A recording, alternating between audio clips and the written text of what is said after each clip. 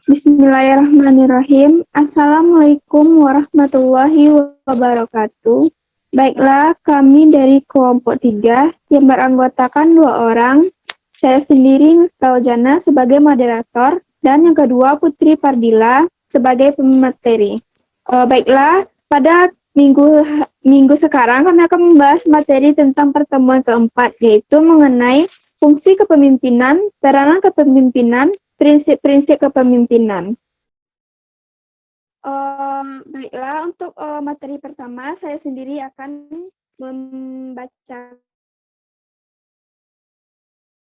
kepemimpinan terdiri atas 5. Yang pertama, fungsi instruktif. Yang kedua, fungsi konsultatif. Yang ketiga, fungsi partisipasi. Yang keempat, fungsi delegasi. Yang kelima, fungsi pengendalian. Next.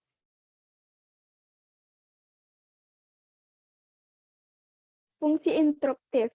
Fungsi instruktif, pemimpin berfungsi sebagai komunikator yang menentukan apa isi perintah, bagaimana cara mengerjakan perintah, bila mana waktu memulai, melaksanakan, dan melaporkan hasilnya, dan di mana tempat mengerjakan perintah agar keputusan dapat diwujudkan secara efektif, sehingga fungsi orang yang kedua, fungsi konsultatif. Pemimpin dapat menggunakan fungsi konsultatif sebagai komunikasi dua arah. Hal tersebut digunakan manakala pemimpin dalam usaha menetapkan keputusan yang memerlukan bahan pertimbangan dan berkonsultasi dengan orang-orang yang dipimpinnya. Yang ketiga, fungsi partisipasi. Dalam menjalankan fungsi partisipasi, pemimpin berusaha mengaktifkan orang-orang yang dipimpinnya, baik dalam pengambilan keputusan maupun dalam melaksanakannya. Kelompok memperoleh kesempatan yang sama untuk berpartisipasi dalam melaksanakan kegiatan yang dijabarkan dari tugas-tugas pokok sesuai dengan posisi masing-masing. Yang keempat, fungsi delegasi. Dalam menjalankan fungsi delegasi, pemimpin memberikan pelimpahan wewenang, membuat atau menetapkan keputusan. Fungsi delegasi sebenarnya adalah kepercayaan seseorang pemimpin kepada orang yang diberi kepercayaan untuk pelimpahan wewenang dengan melaksanakannya secara bertanggung jawab. Fungsi pendelegasian ini harus diwujudkan karena kemajuan dan perkembangan kelompok tidak mungkin diwujudkan oleh seseorang pemimpin seorang diri. Selanjutnya, fungsi yang terakhir yaitu fungsi pengendalian. Fungsi pengendalian berasumsi bahwa kepemimpinan yang efektif harus berusaha mampu mengatur aktivitas anggota-anggotanya secara dengan terarah dalam mengkoordinasi yang efektif, sehingga dapat memungkinkan tercapainya tujuan itu bersama secara maksimal. Baiklah, untuk materi fungsi pengendalian sekian dari saya. Selanjutnya,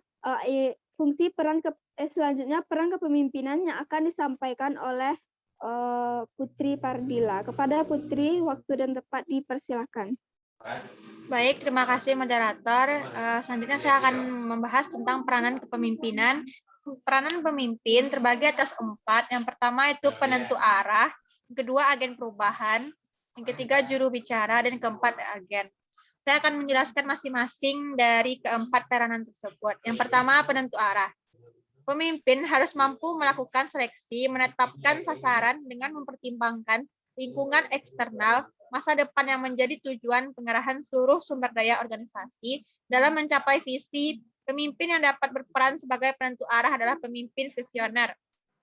Yang kedua, agen perubahan. Pemimpin harus mampu mengantisipasi berbagai perubahan dan perkembangan lingkungan global dan membuat prediksi tentang implikasinya terhadap organisasi. Mampu membuat skala prioritas bagi perubahan yang diisyaratkan visinya, serta mampu mempromosikan eksperimentasi dengan partisipasi orang-orang untuk menghasilkan perubahan yang diinginkan. Yang ketiga, juru bicara. Pemimpin harus mampu menjadi negosiator dan pembentuk jaringan hubungan eksternal, menyusun visi dan mengkomunikasikannya, melakukan pemberdayaan, serta melakukan perubahan. Yang keempat, pelatih. Pemimpin harus memberitahu orang lain tentang realitas saat ini, apa visinya, kemana tujuannya, bagaimana merealisasikannya. Selalu memberi semangat untuk maju dan menuntun Bagaimana mengaktualisasikan potensi mencapai visi? Baik, saya kembalikan kepada moderator. Baiklah, terima kasih Putri Pardila yang telah membacakan materinya. Selanjutnya, materi terkait prinsip kepemimpinan yang akan saya sendiri yang akan membacakannya. Prinsip kepemimpinan terbagi atas 5. Yang pertama, prinsip pelayanan, bahwa kepemimpinan sekolah harus menerapkan unsur-unsur pelayanan dalam kegiatan operasional sekolahnya. Yang kedua, prinsip persuasi. Pemimpin dalam menjalankan tugasnya harus memperhatikan situasi dan kondisi setempat demi keberhasilan kepemimpinannya yang sedang dan yang akan dilaksanakan. Yang ketiga, prinsip bimbingan. Pemimpin pendidikan hendaknya memimpin peserta didik ke arah tujuan yang ingin dicapai sesuai dengan perkembangan peserta didik yang ada di lembaganya. Yang keempat, prinsip efisiensi. Prinsip ini mengarah pada cara hidup yang ekonomis dengan pengeluaran sedikit untuk memperoleh keuntungan yang sebesar-besarnya. Yang kelima, prinsip berkesinambungan. Agar pemimpin pendidikan ini diterapkan tidak hanya pada waktunya saja, tetapi perlu secara terus-menerus. Baiklah, sekian hasil diskusi dari kelompok 3. Jika ada kekurangan, kami mohon maaf.